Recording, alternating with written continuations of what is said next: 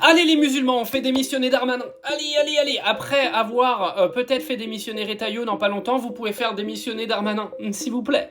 Arrêtez d'aller voler les œufs chez Leclerc, mais faites-nous démissionner Darmanin, s'il vous plaît. Gérald Darmanin n'exclut pas de quitter le gouvernement si ce dernier autorise les femmes musulmanes à porter le voile lors des compétitions sportives. Alors, vous avez le pouvoir de faire démissionner et Darmanin et Retailleau. À vous de jouer les amis. À vous de jouer.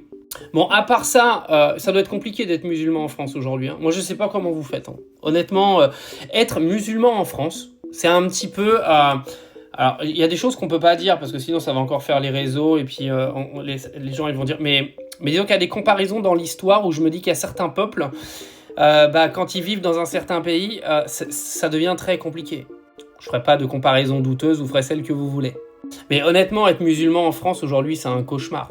C'est-à-dire qu'on les accuse d'aller voler les œufs du fermier, on les accuse de couper le jeûne du ramadan en simulant des blessures sur des terrains de foot pour aller boire dans une bouteille d'eau. Ouais, un crime incommensurable, un crime incroyable.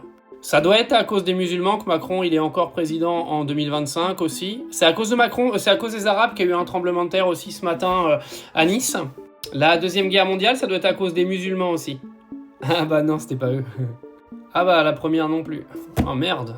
C'est quand même incroyable, c'est que les musulmans on les catalogue de tous les malheurs de la planète, alors que c'est pas eux qui ont créé les 2 premières guerres mondiales. Bande de connards racistes.